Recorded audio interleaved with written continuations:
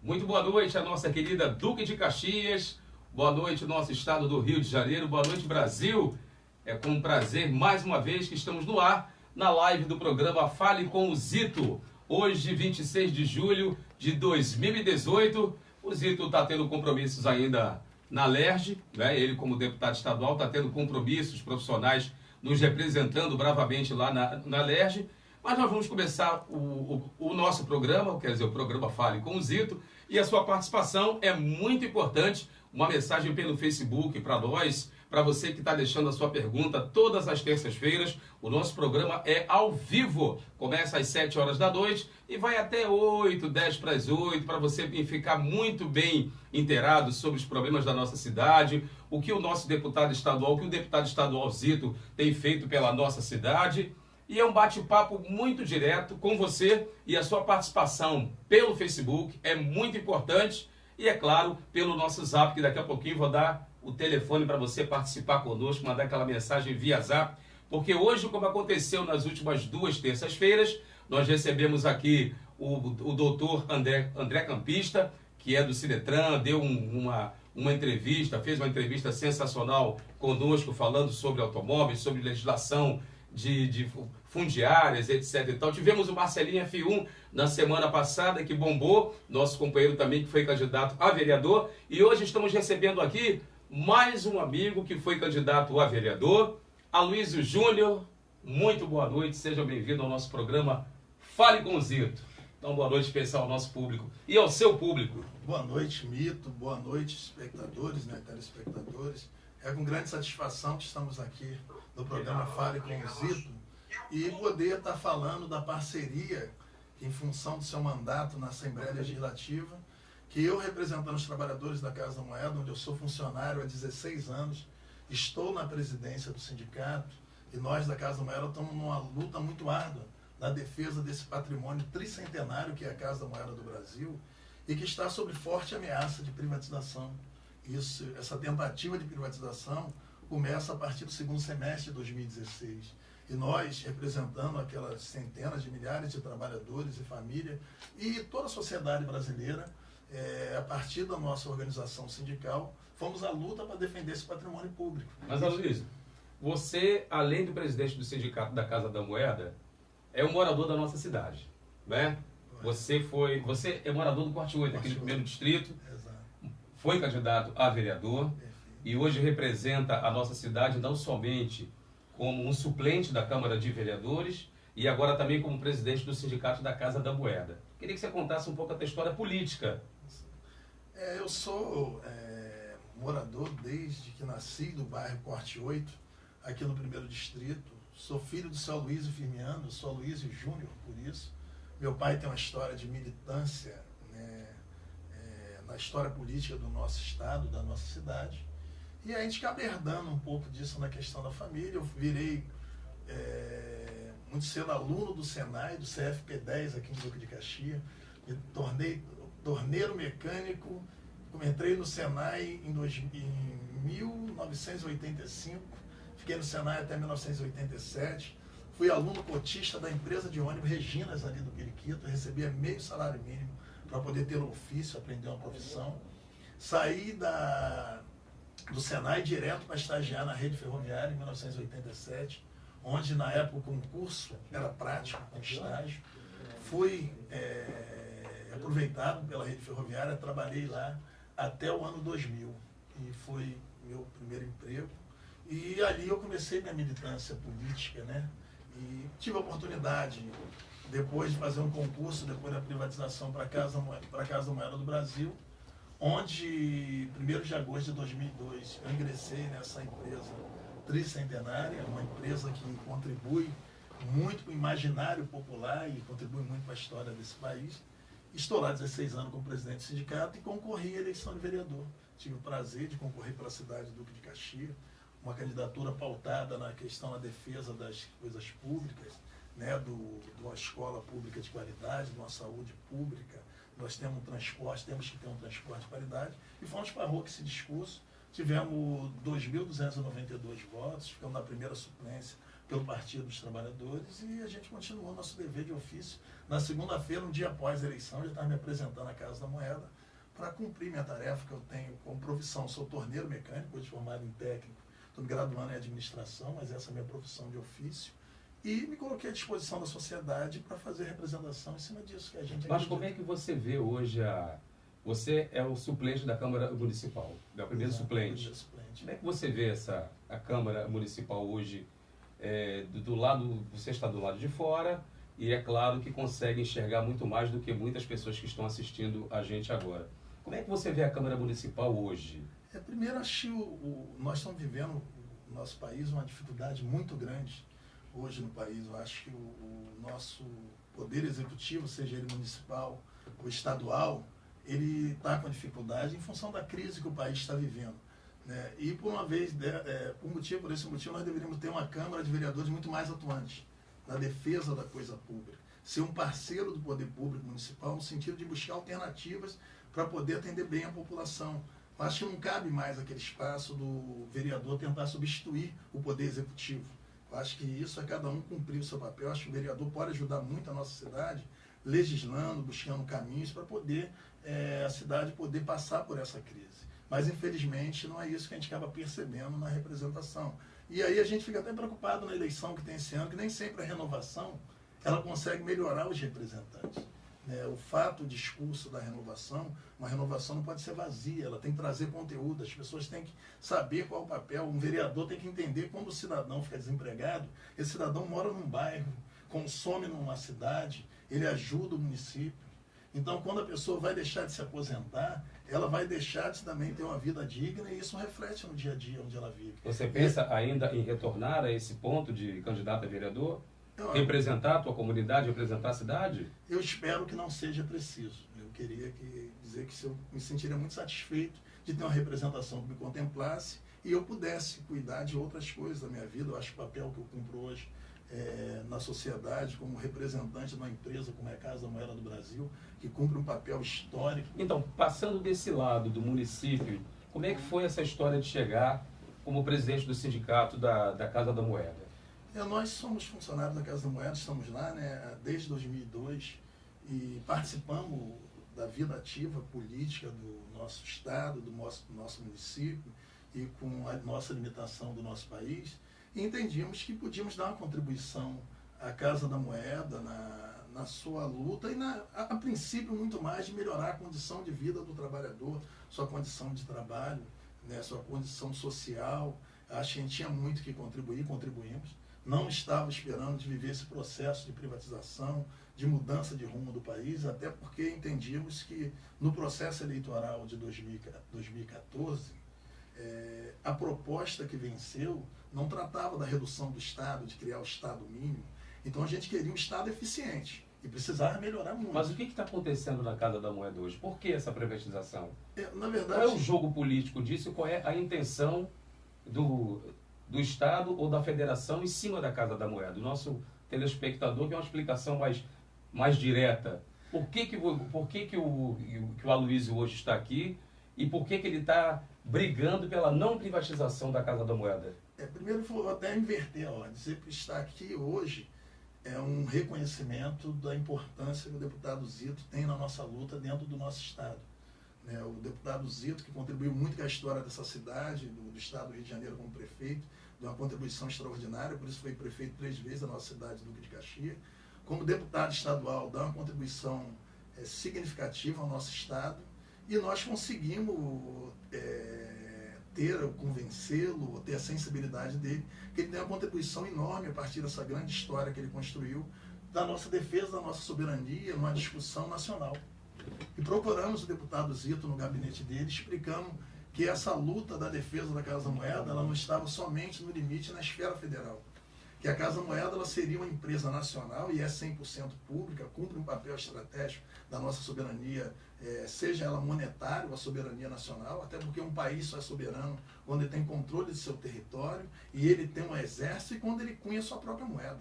Isso é o símbolo da sua soberania. O Zito entrou nessa estratégia. Ele comprou essa ideia de que o Estado, não só a nação, não podia perder o papel da Casa da Moeda, um papel estratégico, uma empresa importante na nossa soberania, com o papel que ela cumpre no nosso Estado. A Casa Moeda, ela inicia na Bahia, há 324 anos atrás, vem para o Rio de Janeiro, depois volta à Bahia, passa por Minas Gerais, passa por Pernambuco, e há 100 e poucos anos atrás, no século passado, ela retorna ao Rio de Janeiro de maneira definitiva. Então, hoje, a Casa Moeda compõe também o patrimônio cultural do nosso Rio de Janeiro. E ela tem uma grande contribuição. A Casa Moeda fatura, em média, nos últimos 10 anos, em torno de acima de 2 bilhões de reais. Mas, Aloysio, a Casa da Moeda só fabrica dinheiro? Não, a Casa da Moeda poderia somente fabricar dinheiro, que ela cumpriria um papel estratégico, que é da nossa soberania monetária. Mas após as Torres Gêmeas, lá no dia 11 de setembro de 2001, o ataque às Torres Gêmeas, a circulação do cidadão pelo mundo ficou uma coisa muito mais complicada. O mundo começou a se organizar em função disso.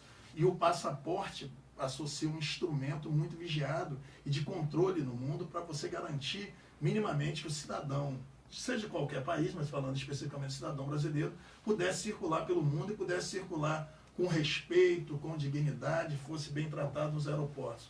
E a Casa da Moeda foi convidada pelo governo a produzir o passaporte a partir de então.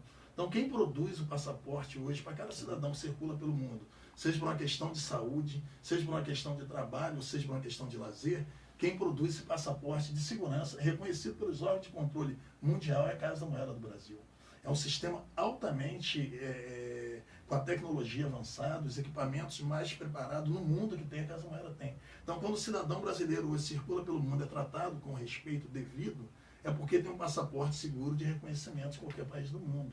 Então, a Casa da Moeda produz o passaporte, produz o meio circulante, cédula e moeda, produz as medalhas comemorativas do país, produz o selo de controle de bebida fria, toda aquela bebida quente que tem aquele selo em cima ali é produzido pela Casa da Moeda, todo cigarro produzido, essa questão legal para tributar, aquele selo é a Casa da Moeda que produz. A Casa da Moeda produz ainda, a gente espera que o governo reveja, o selo holográfico de controle de bebidas frias, ou seja, cada envasador nosso, os envasadores eram obrigados a colocar na sua linha de produção a tecnologia desenvolvida pela Casa da Moeda, que tributava a unidade produzida. Sabia? Uma por uma? Uma por uma. No final do dia, Ambev, Coca-Cola, Itaipava, ou outros envasadores, ao final do expediente, que produzia aqueles milhões de unidades, ela taxada automaticamente. O governo, só não vou dizer que reduziu a zero, mas de maneira significativa, reduziu a sonegação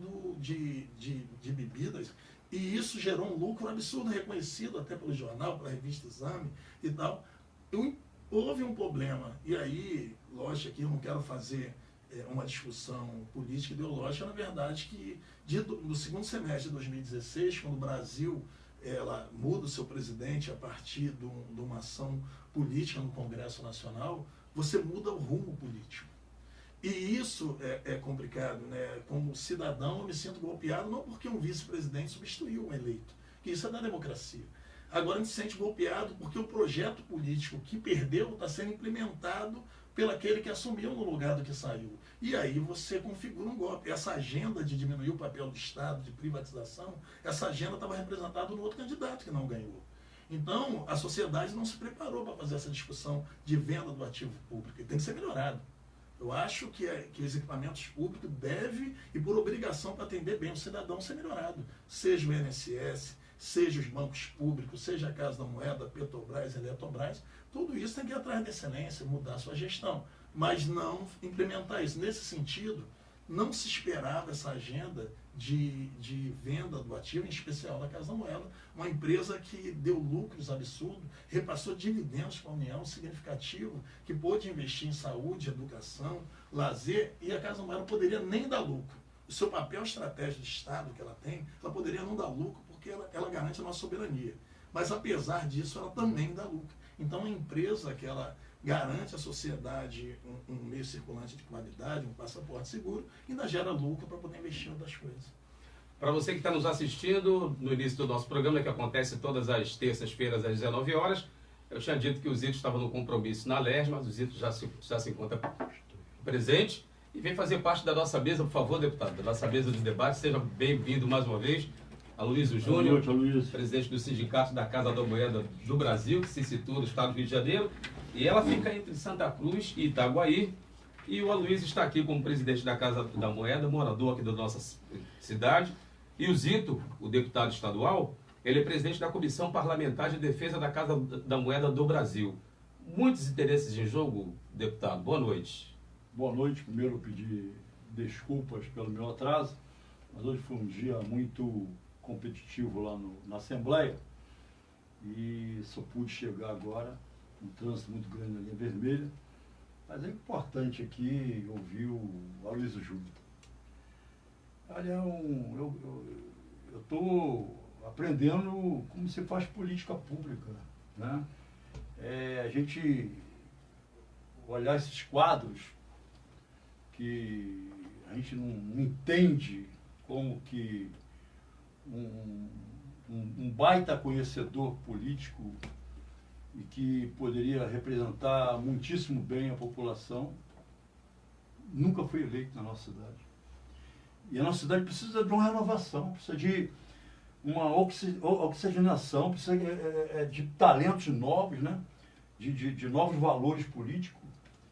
E quando eu ouço o Aloysio Júnior e tantos outros bons valores políticos que não tiveram ainda a chance de dar essa demonstração nas casas legislativas ou mesmo no governo municipal. Eu até quero me penalizar por eu não ter, nos meus 3 governos, reconhecer um baita Talento, né? Talento desse como o Aloysio Júnior. Eu acho que nessa renovação você não tem que buscar partido, tem que buscar o ser humano, o talento, o homem público, né?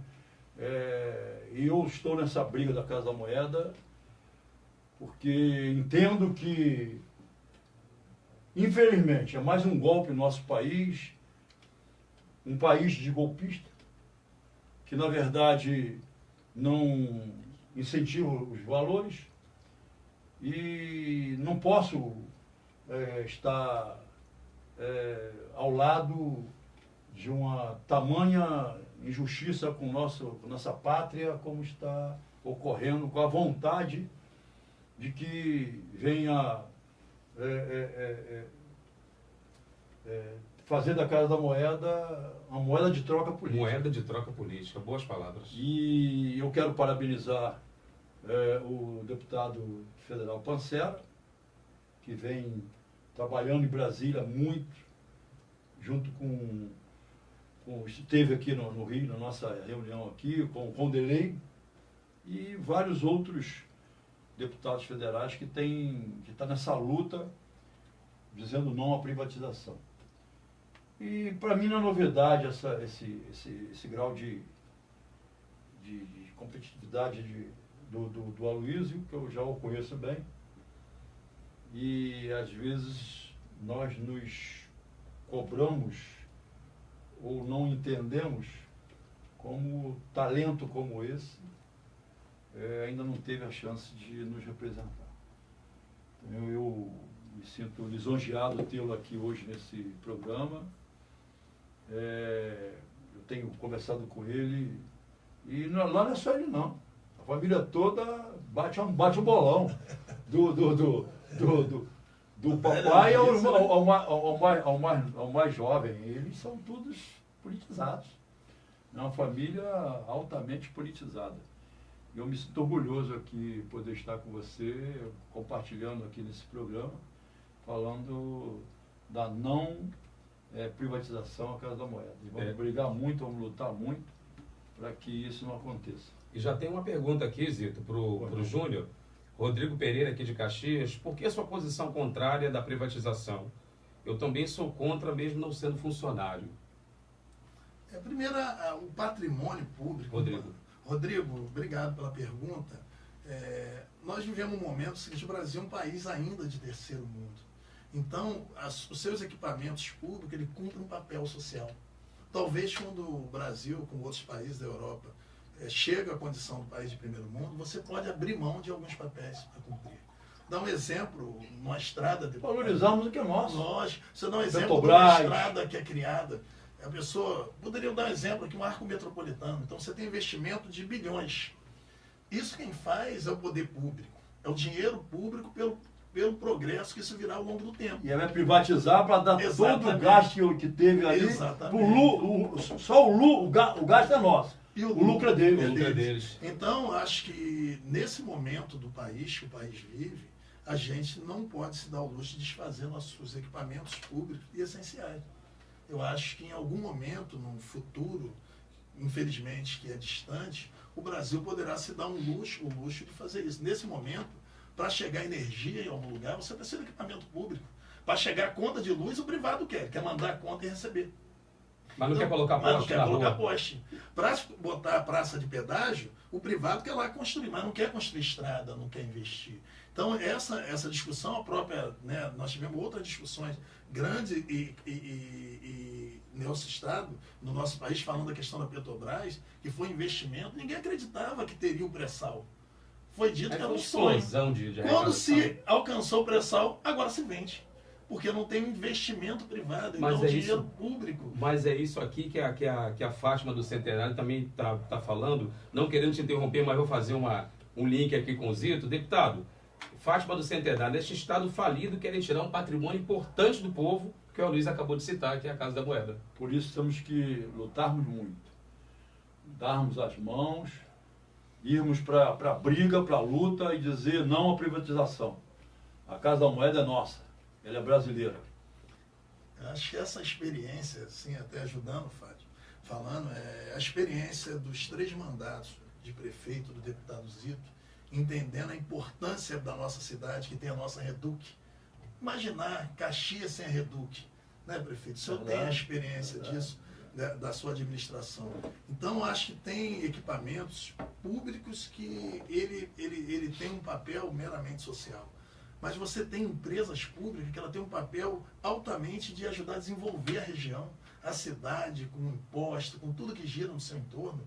Voltando à questão da Casa da Moeda, a Casa da Moeda fica situada ali na divisa de Santa Cruz, com Itaguaí, né? conforme o Mito já falou, e várias outras empresas foram para lá, para aquele parque industrial, para atender a Casa da Moeda. Então são milhões de empregos gerados, são milhões de tributos arrecadados, são milhões de trabalhadores consumindo. Quando você recebe seu pagamento, você vai no supermercado, você consome, você ajuda o seu estado, você ajuda o seu município. Então, abrir mão disso, particularmente nesse momento difícil que o nosso estado está vivendo, o Rio de Janeiro não aguenta perder mais um emprego, né, deputado? Não aguenta perder mais uma empresa. Engraçado, Luiz, eu estava aqui raciocinando, quando o Brizola privatizou as linhas de ônibus no nosso estado, foi Encampou elas. porque ninguém pode tomar nada segundo, pode tomar nada do ente privado. Mas do público pode. Do público pode. Então, quer dizer, Boa. a inversão de valores. Né? Se não pode do privado, por que do público pode? Não pode, não deve. Né? Então eu sou contrário a isso. O senhor tem entrado em várias frentes, entrou transporte para a Supervia, comprar o barulho do Jamás de Vila em Umirim, em Guapimirim.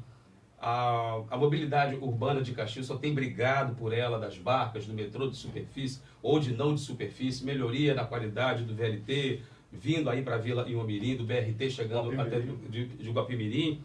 Por que a Casa da Moeda, Zito? Porque é nossa.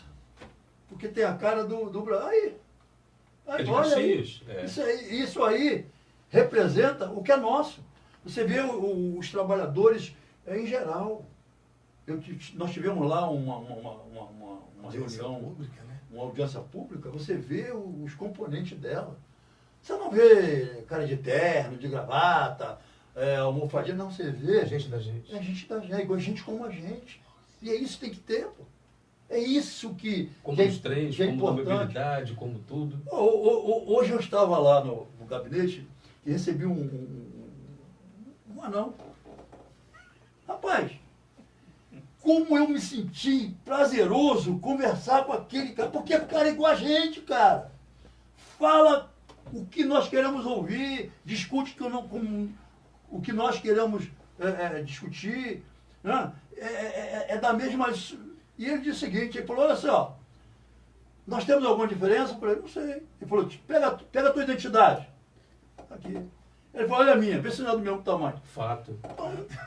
Não tem diferença, somos iguais. Fato. Rapaz, isso é Brasil, isso é ser humano, isso é povão, isso é cheiro de povo, de igualdade social. É isso que nós queremos. Eu me sinto realizado. Cara, eu fui carroceiro, eu fui vendedor de laranja na feira, eu trabalhei catando ferro, alumínio, vendendo jaca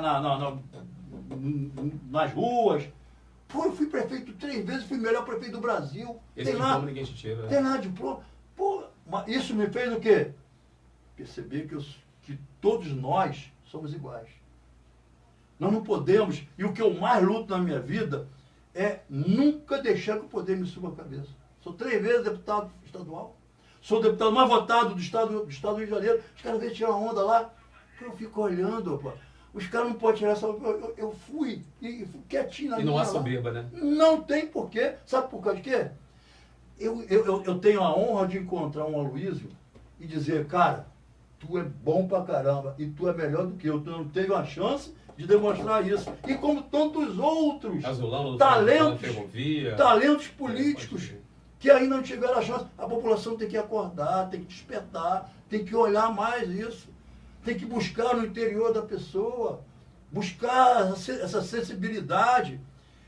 Eu ontem vi a TV Globo fazendo propaganda de determinado partido e político.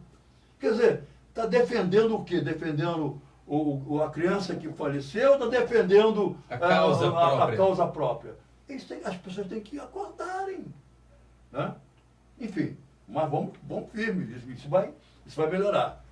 Gente, ó, a sua participação pelo Zap é muito importante, além das mensagens pelo Facebook. Nosso telefone do Zap 98777-0978. 98777-0978. O Aloysio está aqui do meu lado direito, o Zito está aqui do meu lado esquerdo. As perguntas, obviamente, que chegarem a gente vai responder na medida do possível, porque o nosso programa é ao vivo, vai praticamente até as 8 da noite. E, é claro, as perguntas que ficarem não sendo respondida pela rapidez que as perguntas chegam, a gente vai levar para a próxima terça-feira e é claro que nós vamos responder todas elas uma por uma. Aloysio, Zito como presidente da Comissão Parlamentar de Defesa da Casa da Moeda do Brasil, dá para esperar que esses empregos aí que hoje eram 2.800 empregos diretos, hoje são 2.200, a briga tá boa? Dá para tirar essa privatização? Olha, essa história que o deputado Zito, nosso eterno prefeito, acabou de contar da história da vida dele, eu acho que se confunde com a história de qualquer cidadão comum. Né? E a Casa da Moeda tem 324 anos. Dentro da Casa da Moeda passou a época da escravidão, a época da República. Entendeu? Hoje vivemos em plena democracia e tal. Eu acho que a Casa da Moeda precisa de pessoas que a defendam, que entendam isso. Que por trás de uma cédula produzida, existe técnicos, trabalhadores, artistas. Um trabalhador gráfico da Casa da Moeda, ele leva em média para ser um trabalhador pleno 5 anos. Porque por mais que você tenha um gráfico numa revista ou num jornal, você não tem a tecnologia da Casa da Moeda que faz o dinheiro. Então, você leva muito tempo para preparar um trabalhador. E a Casa da Moeda fez um investimento entre 2009 e 2012 de mais de R$1 bilhão renovando seu parque gráfico. Nós temos hoje equipamentos gráficos para produzir cédulas, um dos mais modernos do mundo. Tudo veio da Europa, que não veio da Alemanha, veio da Inglaterra, ou da Holanda. Nós temos um parque de metalurgia, que é para produzir a moeda. Nós temos uma máquina que faz a moeda de R$1, que é um robô, um equipamento extraordinário. Ela faz mais de 700 moedas de R$1 por minuto. É uma coisa fenomenal. A Casa Moeda fez 2 concursos públicos, os últimos, 2009 e 2011, se eu não me engano, para poder trazer mais profissionais para poder atender a demanda do Banco Central. o Banco Central deu uma projeção de demanda à Casa da Moeda em 2008, dizendo dos próximos 10 anos o que ela esperava da Casa da Moeda, que era de 2009 a 2018. E pediu que a Casa da Moeda modernizasse seu parque gráfico, porque tinha que trocar a primeira família do real. O real do governo Itamar Franco, quando o ministro Fernando Henrique Cardoso foi lançado, que foi extraordinário, acho que foi um momento importante, inclusive, que logo depois o deputado Zito virou prefeito, o Brasil viveu um momento importante, e a Casa da Moeda tinha que produzir todo o seu meio circulante em 1994. Produzir, tirar todo o dinheiro de circulação e botar o real, que na época era o Cruzeiro Real, se eu não me engano. Os trabalhadores da Casa da Moeda ficaram dentro da indústria 365 dias, trabalhando sem folga. E conseguiu produzir todo o meio circulante. Só que passaram 10 anos, 2004, 2005, o Banco Central começou a cobrar pelo mundo que a Casa da Moeda modernizasse seu parque gráfico e criasse a segunda família de real. Não sei se você percebeu que na primeira família todas as notas tinham o mesmo tamanho. Primeira família de real de 94. Então o falsificador, ele tirava a estampa de R$1 e estampava uma de 100. Então a segunda família, ela vem com, além de outros equipamentos de segurança, de tecnologia super avançada, ele alterou os tamanhos das cédulas. Então a cédula de R$2 ela tem um tamanho, a de 5 tem outra, a de 10 tem outra, a de 20 tem outra, a de 50 tem outra, a de 100 outra. Então o falsificador, mesmo que ele tentasse desconstruir aquele valor de face, ele não conseguiria reproduzir, porque o tamanho da outra era diferente, além de tecnologia de segurança extraordinária que não tem como um falsificador produzir hoje esse cédula.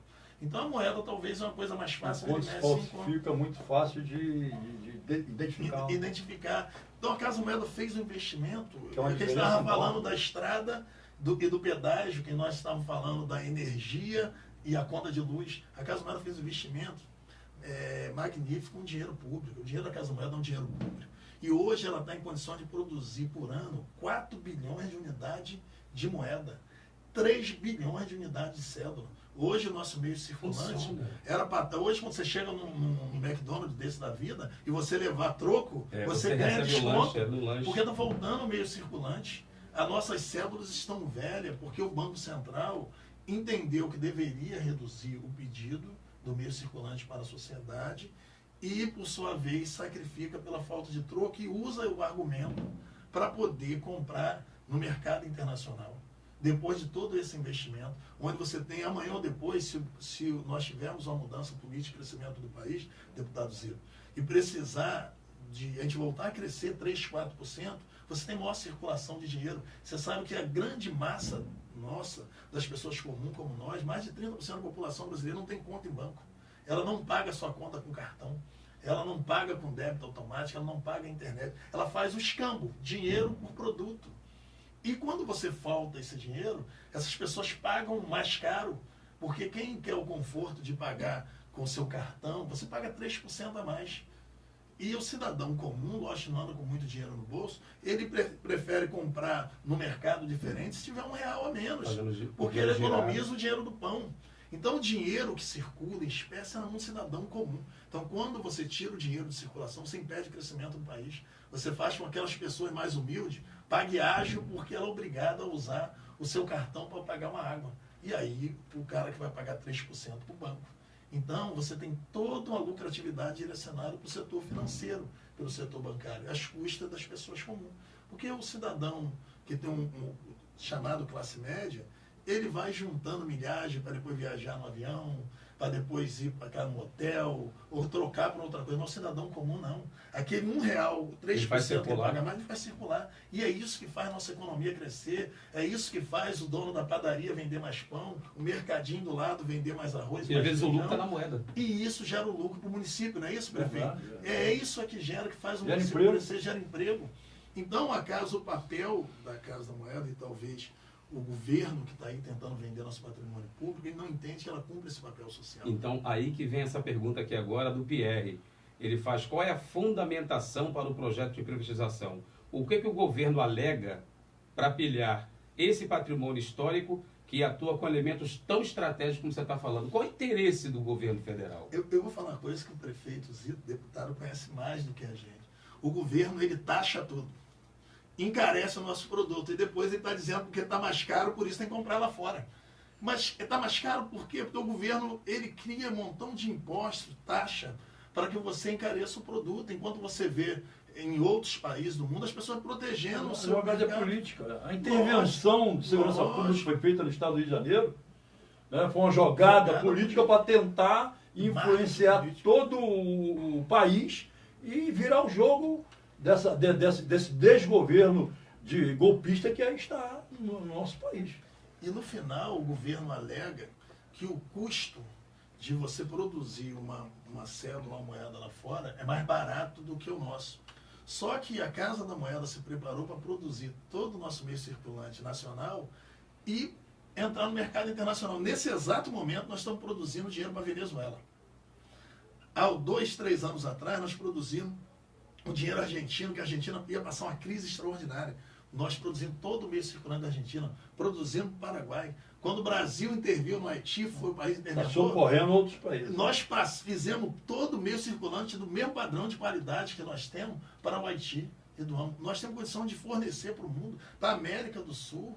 Entendeu? Existia todo um processo que a Casa Moeda ia poder renovar a questão de identificação do cidadão. Por que vender então, né, deputado? O documento de identificação nacional, deputado, a Casa Moeda se preparou, gastou em 2012, 2013, em torno de 30 milhões e preparou a sua gráfica geral, que a Casa Moeda é dividida entre o setor de moedas e medalha, o setor de cédula e o setor de gráfica geral.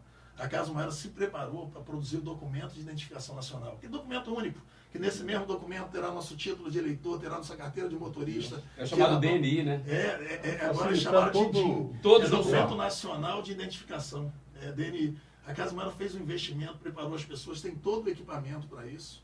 E depois uma força oculta tensionou o governo em Brasília, que chamaram essa força oculta que veio da Alemanha, as empresas que fazem isso.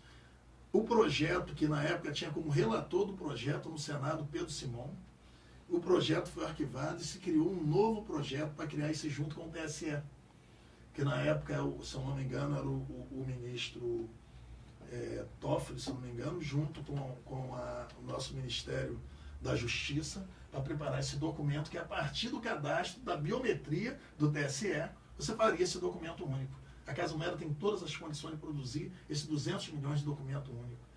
Nós fizemos um enfrentamento com o deputado relator, se eu não me engano, a lei era a PL 1775, o deputado Júlio Lopes era o relator disso no Congresso Nacional, e ele tem um posicionamento muito claro por ser um liberal.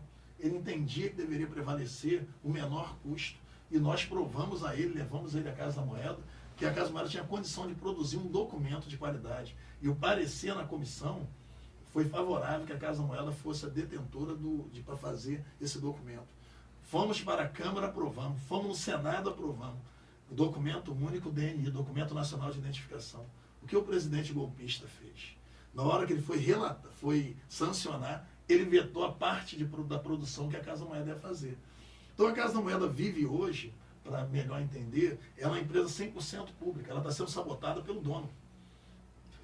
É uma coisa absurda dizer, mas o dono está sabotando aquele equipamento público, que é o governo.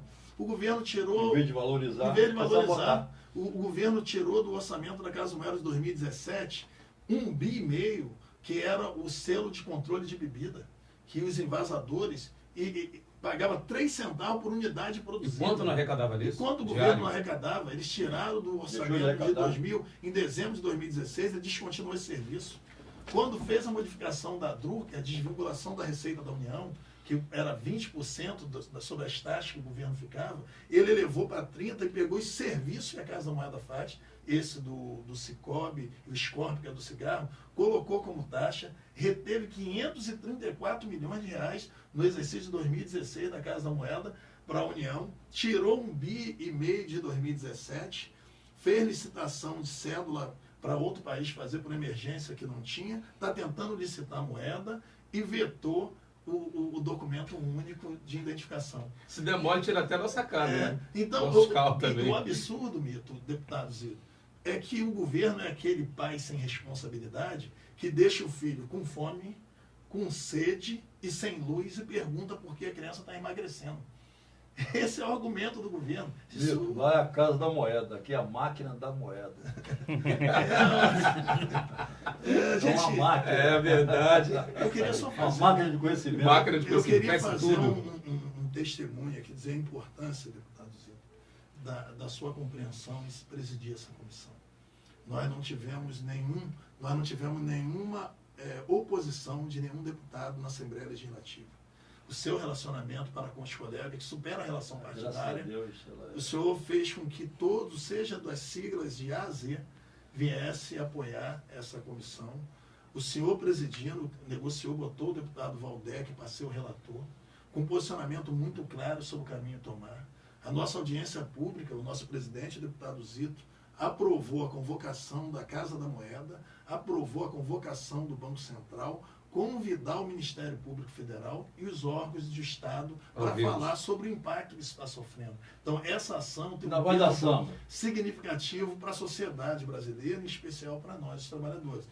E lógico que é um privilégio, apesar de a gente não ter satisfação de estar passando por esse momento, de estar podendo também socializar com a sociedade o que é a Casa da Moeda, o que ela faz, quem são seus trabalhadores, qual o perfil dessas pessoas, apresentar o deputado Zito, que quanto mais seu gabinete, sua assessoria ali, toma conhecimento, se envolve, se apaixona com a história de 324 anos, que coube a nós, diretores do sindicato, funcionários da Casa da Moeda, nesse momento, a defender essa história.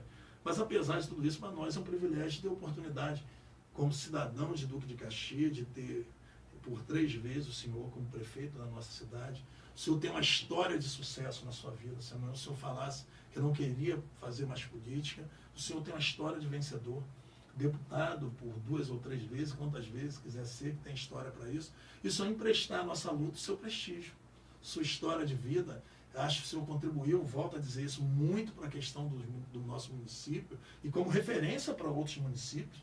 O senhor reconhecido como rei da Baixada, influenciava, eu já tive a oportunidade de trazer à época o prefeito Lidberg Faria para conversar na casa do deputado Zito, prefeito Zito então, para conhecer projetos para poder implementar em Nova Iguaçu. Então a sua história que ultrapassa... Na época eu até seria secretário dele, ele falou, pô, mas eu não quero levar você não, Zito. Tu vai tomar meu lugar lá. Você vai ficar mais conhecido do que eu. Isso. Então, deixa você aqui mesmo. Só me dá sua experiência. Saber pegar conselhos. Então, acho que seu conhecimento. O senhor estar no nosso lado nessa luta significa muito para os trabalhadores da Casa da Moeda, para a sociedade brasileira, em especial para mim, que sou cidadão de Duque de Caxias. Então, temos o senhor aqui na Assembleia Legislativa nos defendendo.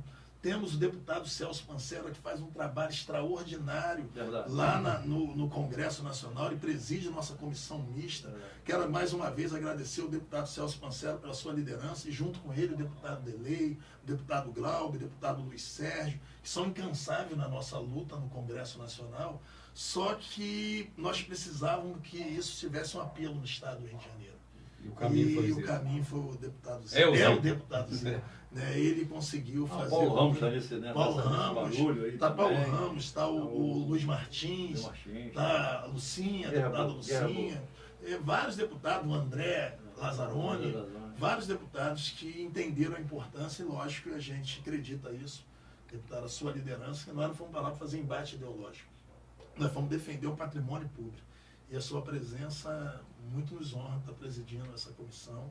O seu gabinete espetacular, a sua assessoria, a gente é muito bem tratado, né? Eu sempre está lá o meu diretor de comunicação, nosso lá na Casa da Moeda, o Edson, o vice-presidente Rony, o diretor Anderson, o diretor Valmor, o diretor André, todos nós, o Emerson, todos foram lá e frequentam o gabinete, independente da presença da figura do presidente, e o tratamento é o mesmo. O gabinete está com a porta aberta para nos receber. Hoje acabamos de fechar a agenda de convocação com a senhora Angélica. Nós pedimos, porque a nossa audiência pública foi tão importante, deputado, que 2 ou 3 ex-presidentes da Casa da Moeda fez contato com a gente, parabenizando, dizendo da importância e se colocando à disposição para contribuir nesse debate. Nós pedimos que a sua assessoria pudesse convocar os ex-presidentes para que possa ser ouvido pelo senhor e ajudar na nossa defesa. Então, Mito, é com grande satisfação que eu represento os trabalhadores da Casa da Moeda ao lado de um conterrâneo da nossa cidade, uma figura expressiva, que tem uma história que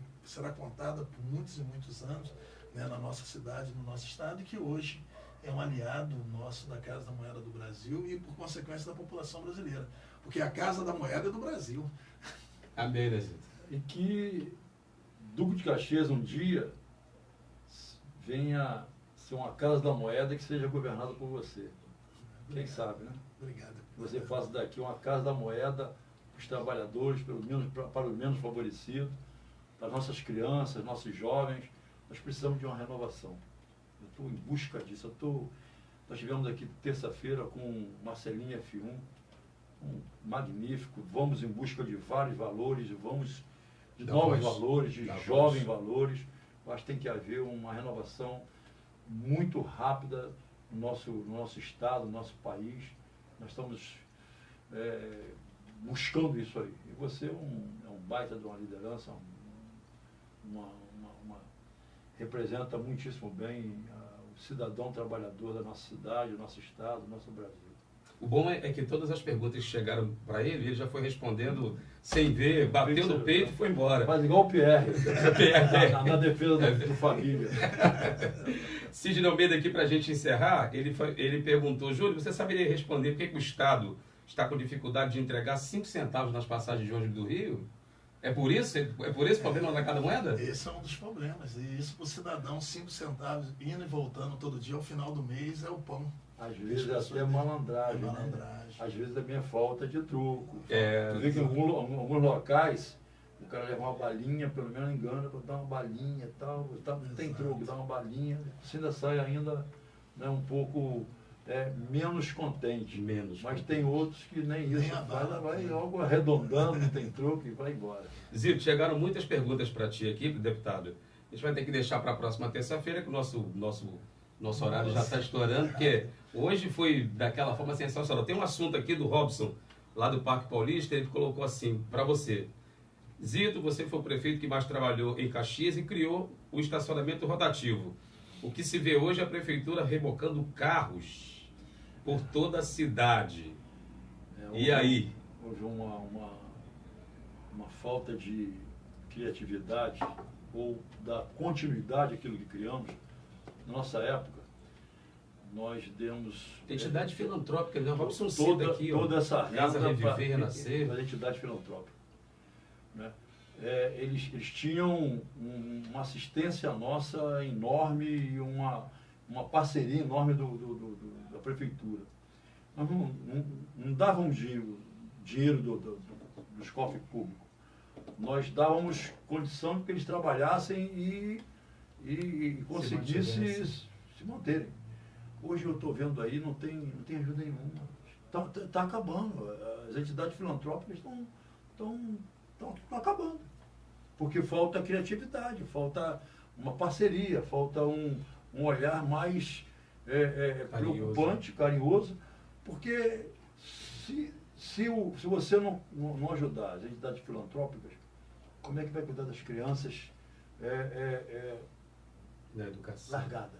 E ontem nós fomos... crianças que estão entregues à sorte. E ontem nós como tivemos... é que vai cuidar dos idosos? Não tem como. Como é que vai cuidar dos menos favorecidos? Tem que dar uma fonte para isso. E mais uma vez, essa semana, a nossa cidade foi notícia nos canais de televisão devido à precariedade das escolas municipais. E a gente vai conversar isso na próxima terça-feira que vem, falando de educação. Uma baita profissional da educação, que é a professora Marta Valéria, né? Marta Valéria. Certamente ela falará muito sobre educação, no passado, no presente, e que sonhamos com o futuro. Né? É verdade. Porque educação fundamental. É a base principal de tudo. Você vê um cara desse instruído, porque nem precisou perguntar, ele foi respondendo as perguntas, foram chegando, eu falei, tá falando, tá ótimo. É igual o senhor quando fala de bater a bola, bater do peito, o senhor falou que o Coutinho ia ser o cara, mudando de assunto. Tá sendo, então tá sendo. Semana retrasada do programa o senhor falou que o Coutinho ia ser uma surpresa, e foi. Semana passada nós não tocamos porque o programa foi muito preenchido pelo Marcelo F1, e realmente o garoto acertou em cheio. Vai ser, ele tem tudo para ser o... E sabe o que acontece? A humildade. Perfeitamente. Você vê que não tem preservado, não tem estrelismo, não tem... Entendeu? É aquele futebol Focado. Que nós necessitamos e o gol no momento certo. E hoje? História. Deu para torcer contra? Hoje? Não. Eu estava ouvindo aqui o Aloysio falando que ajudaram, a Casa da Moeda ajudou O governo da Argentina. A Argentina. Exato. E nós também temos de ajudarmos a Argentina com importando os nossos milhões de valores para apoiar a Argentina. Né? Placar para amanhã, Zito. Jogo de Brasil e Sérvia. Não é fácil não. Mas 2-1 satisfeito. 2-1 Brasil. Aloysio Júnior? 2-1, eu também. Vai? Acho que vai ser um jogo Não é fácil, vai ser fácil, não. sofrido, mas eu acho que vamos chegar, vamos passar e depois vamos engrenar. E Isso aí. também acredito que o Coutinho, Felipe Coutinho será o jogador brasileiro da Copa. Tu viu o Tite homenageando o Neymar depois do gol? Ninguém tocou, ele caiu. Aloysio Júnior, considerações finais, presidente do sindicato da Casa da Moeda, muito obrigado pela sua presença. Seu público está te ouvindo, seus correligionários, seus eleitores que te fizeram com 2.000 e poucos votos, por favor, o espaço é seu. Primeiro, agradecer a vocês, Mito, ao deputado Zito, por nos permitir, né, usar da popularidade do programa de vocês, do público, né, que eu acompanho, para a gente ter a oportunidade de falar da Casa da Moeda do Brasil. Eu tenho uma grande satisfação de ser funcionário da Casa da Moeda, é um sonho. Como criança, a gente dizia muito, nunca vi fazer dinheiro, nunca vi. E um dia eu tive a oportunidade de, a partir do concurso público, e a oportunidade de ver fazer o dinheiro, a história de uma empresa tricentenária que é extraordinária, deputado. Isso tem que ir lá conhecer os equipamentos, conhecer por trás daquele equipamento, as pessoas que operam aqueles equipamentos. São pessoas apaixonadas pelo aquilo que faz, pela história dessa empresa, são profissionais de excelência. Nós temos o prazer da cidade do Duque de Caxias dar grande contribuição a essa empresa. O superintendente de segurança da Casa da Moeda, um vizinho, um amigo nosso, Pedro Matos, ali do Centenário, que conhece muito o senhor, e todo instante está sempre perguntando, né? Foi muito tempo, trabalhou muito com o deputado Gilberto Silva, e foi uma figura, e é muito importante da nossa cidade. Nós estamos lá tentando cumprir o nosso papel, nós temos dezenas ou centenas de trabalhadores, desses 2.200 trabalhadores hoje da Casa da Moeda ativa, que trabalham em Caxias, que são de Caxias, alguns terceirizados. Essa empresa dá uma contribuição significativa para o nosso país e dá uma contribuição extraordinária para o nosso estado. E é aqui que nós criamos nossos filhos, é aqui que nós cuidamos da nossa família, e é aqui que nós gastamos o nosso salário suado que ganhamos a cada mês. E não queríamos contribuir com a história da gente fazer parte da venda desse patrimônio público. Ali tem história de séculos, e a gente tem que defender essa história. E estar aqui no seu programa é um motivo de grande orgulho e satisfação. E quero, em nome de todos os trabalhadores da Casa da Moeda, lhe agradecer. E agradecer muito, dizer que esse reconhecimento vai ser feito de todas as formas que for possível, onde o senhor estiver, e um moedeiro lá estiver, vai reconhecer a importância do seu papel na nossa luta. Dizer que quero que Deus lhe abençoe e te dê saúde por muitos e muitos anos. E também, em relação à renovação, eu acho que ela é importante, mas está vivendo um momento tão difícil no país, que eu acho que tinha que juntar as pessoas que têm tamanha experiência, em especial a nossa cidade, que vive um momento muito difícil, e apostou em renovações em outro momento que também não deu certo, e as pessoas de bem, que querem bem essa cidade, se unir, somando essa experiência, e a gente poder salvar a cidade do Duque de Caxias desse momento, que é uma cidade rica, uma cidade próspera, e ela precisa caminhar para frente. Então, a gente é soldado aqui dessa luta, em nome dos trabalhadores, e agradecer e dizer que estamos à sua disposição também naquilo que for preciso. Zito, é contigo. Meu irmão, eu quero te parabenizar. Eu não quero aprender a ser moedeiro com você, não. Mas eu quero aprender política pública com você. Eu quero conhecer um pouco mais de tudo isso que você tem guardado dentro do teu interior, da vida pública, de tantos anos, décadas, que você vem vivenciando. Obrigado. Então, você, para mim, não é uma novidade. Eu já conhecia, só que agora estou convivendo com você, né? E eu busco trazer daquelas pessoas que eu acredito e quero saber fazer com aquela pessoa daquilo que ele tem dentro da mente, eu estou buscando contigo. Deus abençoe, foi um prazer imenso estar com você aqui no nosso programa. Gente, hoje o bate-bola foi sensacional. Valeu. Pegou um pouquinho dessa unção, né? Amanhã nós estamos aí, 2-1. 2-1 Brasil. Deixa eu mandar um super abraço aqui para os nossos amigos Letícia Bel, Pierre, Maria Cristina, Grande Tina, a Terezinha Ferreira, o Delavi Borges e também a Dona Deus, a nossa anfitriã, Andréia Zito, que estará aqui em breve com um programa também aqui na live, a nossa querida Andréia, e a Dona Deusa, que é a nossa anfitriã, que desejou bênçãos e bênçãos para nós, para o nosso programa. Dona Deusa, um abraço. Celso Pancera, obrigado pela luta, irmão. Gente, até a próxima terça-feira, 19 horas, programa Fale com o Zito. Vamos lá, Brasil, 2-1 amanhã. É isso aí. 2-1.